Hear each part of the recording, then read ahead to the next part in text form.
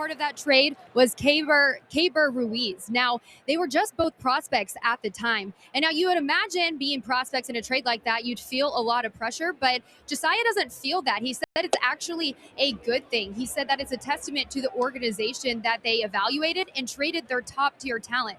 Now they're just excited to be a part of the Nationals and be the backbone of this organization, guys.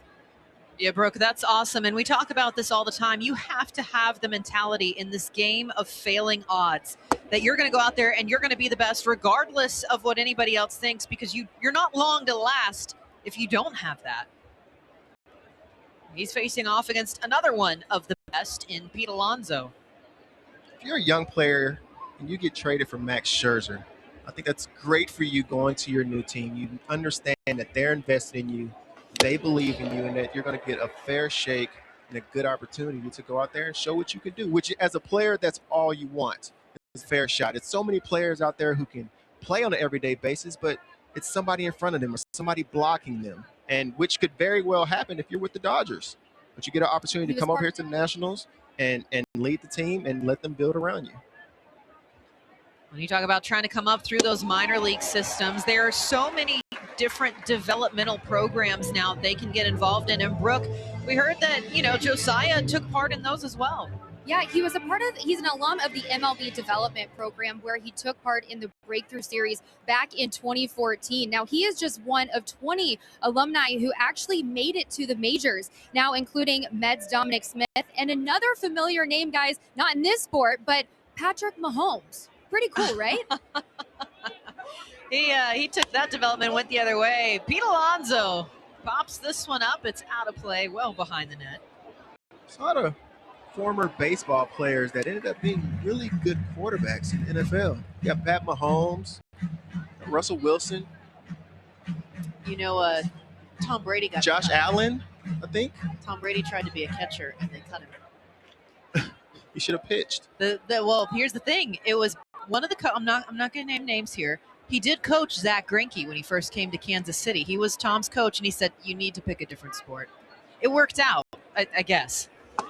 Alonso out with an open swing at Josiah Gray, and you can see that frustration as he walks off, but Gray has been so deceptive, that time coming in with the curve. That's his bread and butter. I mean, he has the third highest curveball whiff rate in baseball, right behind Craig Kimbrell and Corbin Burns. So you understand if he gets into situations, especially with big power hitters like Pete Alonso, he's going to that.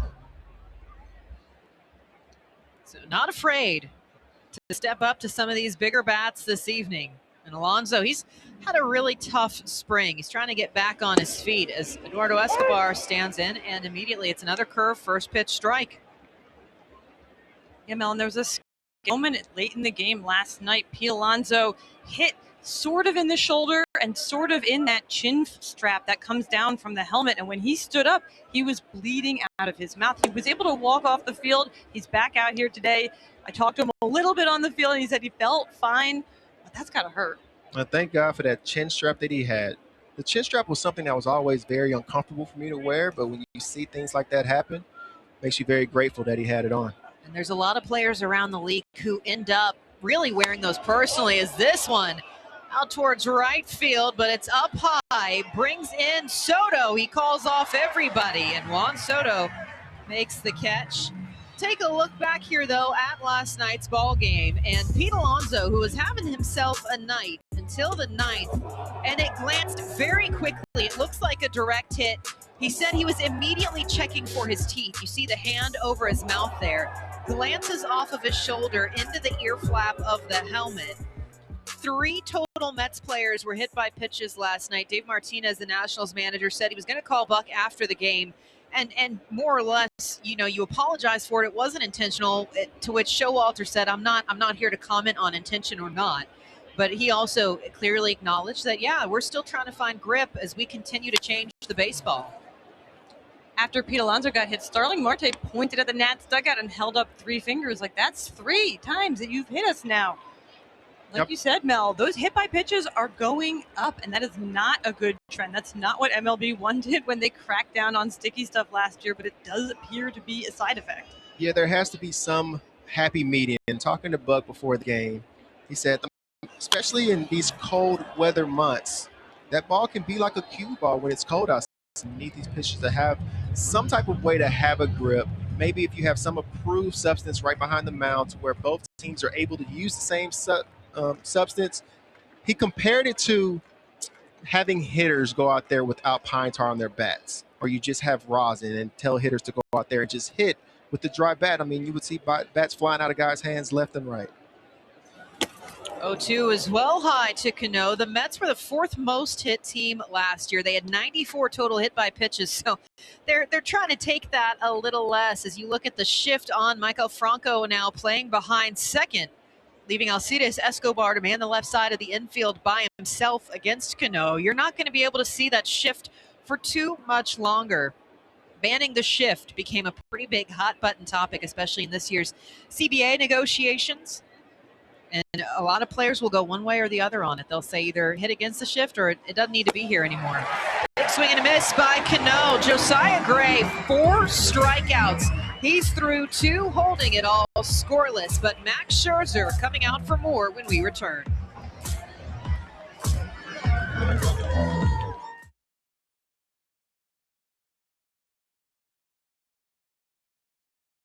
On Apple Music, really cool feature that they've got going on right now. That's always the question we get from the fans. Hey, that song, I got to know what it is. They're trying to pull out their phone, pull Shazam up and get to it. Well, Apple has done it for you, and Josh Bell, he's done it here very quickly against Scherzer. The brief teammates, he'll take first on a hit by pitch. I think you'll take that right now. You'll take a hit by pitch. If you're going into the game and you're facing Scherzer, and you know I'm going to get probably at least 3 at-bats off of him. If I can find a way to work a walk and get 1 hit at least, it could be a good day. So you go up your first at-bat, you get hit by a pitch, and eliminates one of those at-bats. So now all he has to do is sneak a knock in there somewhere. That's a good day. Although I'm sure Scherzer was not happy with the grip on that ball. That's just what we were speaking about earlier. Well, here's the other half of that trade package. Keibert Ruiz standing in to face Scherzer for the first time. So as a kid, he was highly regarded coming up through the Dodgers system as a backstop prospect. So it's no doubt that when you're seeing the names of Scherzer and Trey Turner going across, you're going to send some big up-and-coming names back over. This was a great trade for Ruiz right here. This goes back to exactly what I was talking about last inning, about opportunity. If you're over in LA and you have Will Smith there catching every single day, you're not going to get the chance to go out there and show what you can do. He had a great game yesterday, solid at-bats every time up. You can, learn this pitching staff and continue to get better. And as tough as it must have been for Nats fans to see Scherzer and Trey Turner leave, getting Keibert Ruiz and Josiah Gray in return is a good sign that they don't think this rebuild is going to take long. Oh, he rips this one up into right center field for a base hit. Rounding second, digging in for third goes Josh Bell, and he's got it no contest. As they throw back over to second, runners on the corners. Keibert Ruiz with a big knock.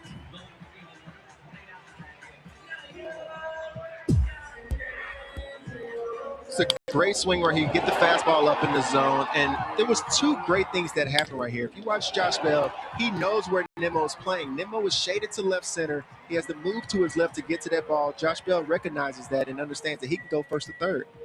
Now you have a runner on third base with no outs. Nationals have been working overtime this spring, not only because it was a quick spring, but Martinez trying to really get into a young club and start to eradicate some of the errors they were seeing last year. As Yadiel Hernandez takes the first pitch strike. That has to feel good for Ruiz. You get a hit off the guy that you were traded for. That has to feel good. I think you go out there with a little chip on your shoulder and say, hey, I'm the better player tonight. I'm coming after you. That's true. We talked so much about how it must feel to be Josiah Gray, but Ruiz was part of that trade as well, and now they're both here in the majors.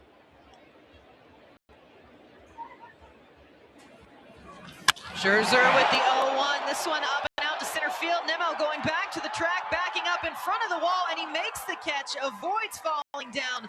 Josh Bell will lope in from third, and it's the Nationals taking a 1-0 lead over the Mets. RBI single, Yadiel Hernandez. It's a great piece of hitting right there. And then watching Nimmo go after that ball. I don't see the flags moving too much out here tonight, but that ball clearly carried much further than. Oh, when I see now, actually it got lost in the sky. This is the twilight time, everybody. So fly balls right now. It's about a 15-minute period during a game. That's really tough to see fly balls, and Nemo lost that ball for a second, but luckily he was able to recover. And that guy right there is very tough to see the ball. Nimmo still has a stiff neck, but it's a sacrifice fly for Hernandez, leaving Ruiz on at first. So Nimmo a little bit of an uphill there, already working through some body soreness and then having to play straight up. Infield shifted to the left now for Michael Franco. Him drifting on that ball might have allowed Ruiz to, stay on first base right here. If he's posted at the wall for that, Ruiz has time to go back to first base and tag and try to get to second base with one out.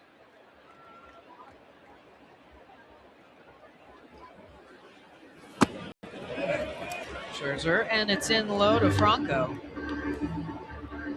Scherzer's missing a little bit all glove side. It seems like he's pulling the ball a little bit today. He's trying to find his rhythm, and the Nationals try to get on him before he finds it. Well, this was another discussion as well. Scherzer doesn't want to pitch too far inside like he used to because, again, we go back to still trying to find a good grip. He's got a good one there.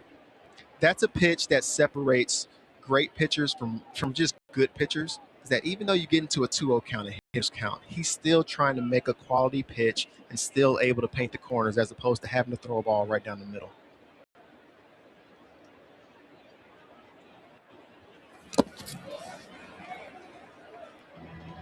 Quick reaction for Nido as he checks back on Ruiz. Franco ahead in the count. Alcides Escobar on deck. Nationals trying to extend this 1-0 lead early.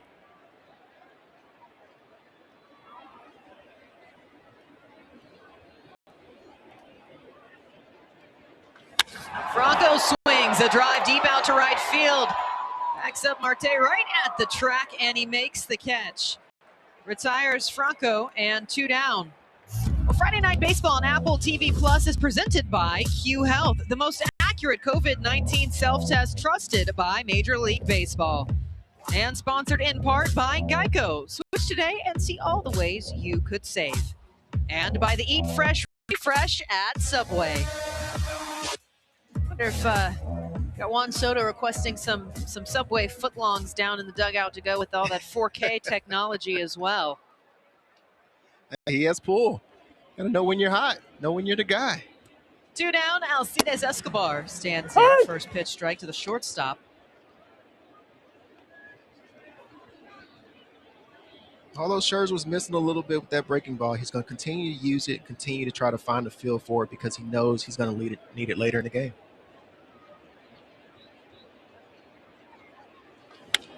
Escobar swats this out to right. It'll find its way into the stands. That's a nice opening weekend souvenir. It's a good signing for the Nats to bring Escobar back on a 1-year deal. He's a veteran player, plays good defense, can put the bat on the ball. He's not going to walk a whole lot or drive the ball too much, but he can put the ball in play and make things happen. Made his bounce back in Japan in the 2020 season. As he's set down here by Scherzer, second strikeout of the evening for Max. But it's the Nationals with a 1-0 lead on a sacrifice fly after 2.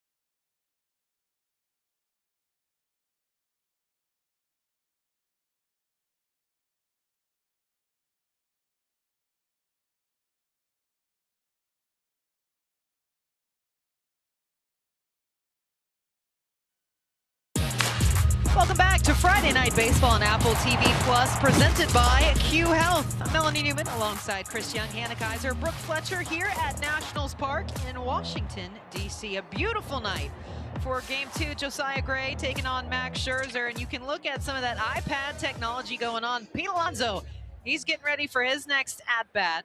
But for now, it's Mark Canha's turn against Josiah Gray. He's worked a clean 2 innings so far, 4 punch-outs.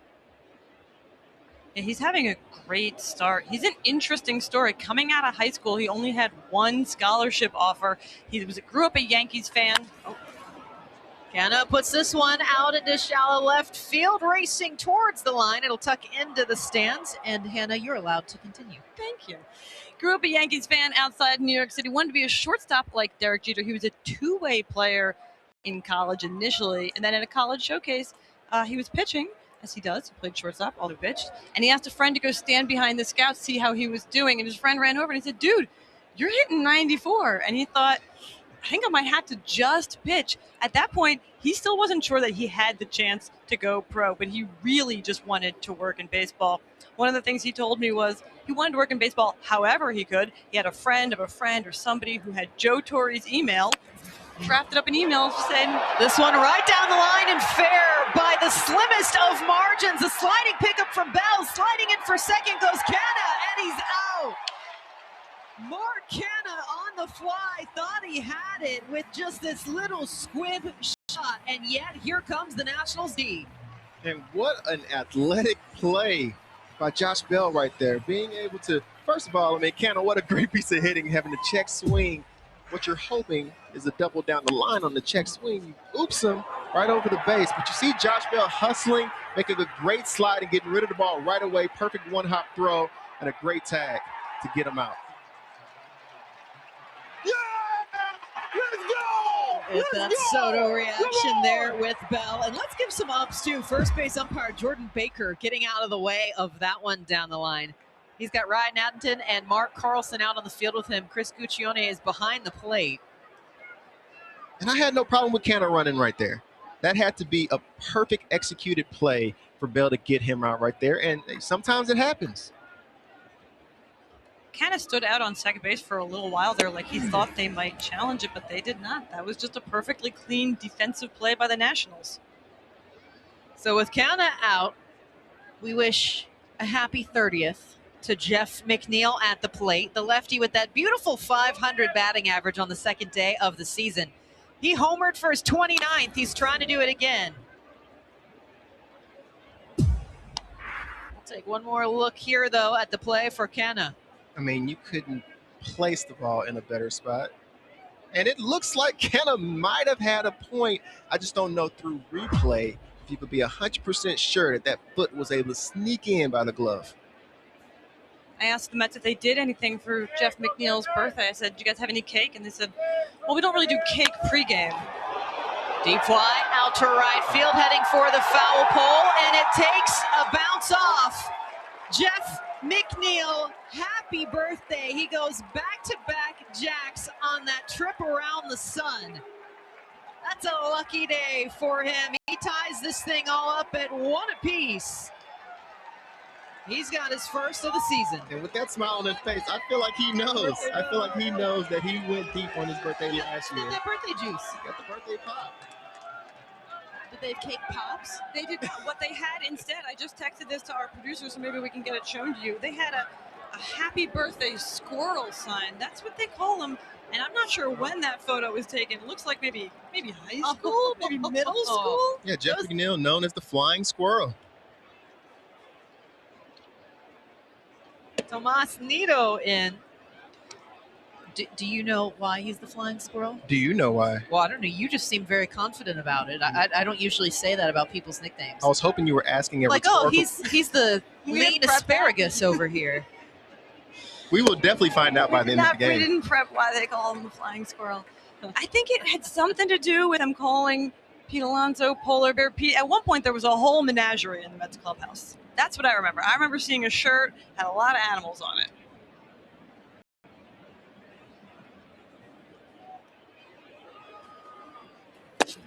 So 1 out, and we're all tied up now. with the level of success that Gray has on his breaking balls, and the fact that he already has a few strikeouts with that pitch, what you expect to see the Mets hitters doing is trying to attack the fastball. And that's what McNeil was able to do right there, was able to get a fastball and turn on it. Ball put in play, shallow up the infield. Franco with the stretch by Bell. 5-3. They set down Nido. And here McNeil says, hey, your breaking ball's really good. Let's take that fastball in and take our chances on that one. He pulls his hands in, and it's very tough to keep that ball fair. I mean, that ball is on the inside black. McNeil's able to pull his hands in and keep that ball fair. Lindor confident there. You got to look at the birthday boy, Jeff McNeil, guys. He is the flying squirrel going back to his Long Beach days because apparently his blonde goatee whiskers were long enough and squirrel-esque. Do squirrels have whiskers? Is They that do. what they're known- I is had that what pet they're known for? squirrels. I do too. Base hit for Brandon Nimmo. And the Mets are really now finding their rhythm against Josiah Gray. I'm sorry. I'm sorry. Both of you had pet squirrels? Well, Who was joking here? my You can't family both have had at I have home, photos. we make the squirrels. I live in Houston. There's a lot of squirrels out there. There's a They lot of come to my squirrels window. everywhere. They come to my window. They stand up and they put their hands together and they ask for pecans. And we give them pecans. Okay, so we actually had, we bottle fed. They were abandoned in our attic, and we had an option of giving them up to basically be put down. And our dad was a big nature enthusiast, so he took them, researched what to feed them, and we hand raised 2 baby squirrels. We called them Roadrunner and Pipsqueak. All of my squirrels are named Charlie. Every single last one of them, male, female. Doesn't matter. They're all Charlie. All 100,000 of them. We had growing up, all the cats were called James, and if it was multiple, it's our James eating. I had a bunch of lizards growing up. That's the kind of cool kid We're I talking was. about the menagerie, And here. they were all named Lenny Dykstra. I tried naming one of them Ricky Batalico, and he didn't live very long, so I went back to Lenny. We're sorry, Ricky. The pitch in to Starling Marte. 2-0. Josiah Gray, that strike count has fallen off a little bit here. Again, some trouble in the third. Marcana tried to leg out a double. He was ultimately pulled up 3-6 out at second. McNeil with the home run. I'd be curious to see if Nimmo thinks about trying to get a bag right here. With watching Gray, he's going with a really big leg kick right now. And I think with the timing, there's an opportunity for a base. Instead, it's Gray working back on a changeup strike.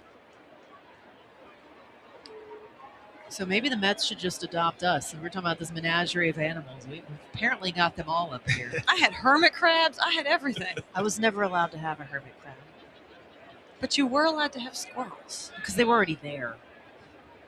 When you see the positioning of Hernandez, this is where the analytics sometimes confuse me. Because if you see where Hernandez is playing, he's playing pretty much right behind second base. But when I think of Marte as a hitter, I think of him being the guy who hits the ball all over the field. So what I'm assuming is that when he hits the ball on the ground, he pulls it. But if he hits the ball in the air, he can hit it all over the field because you see the outfielder's alignment, and they're shaded to right field, actually. 2 outs, trying to hold a runner on at first, and Brandon Nimmo. Marte works a full count. We've got some, it looks like mist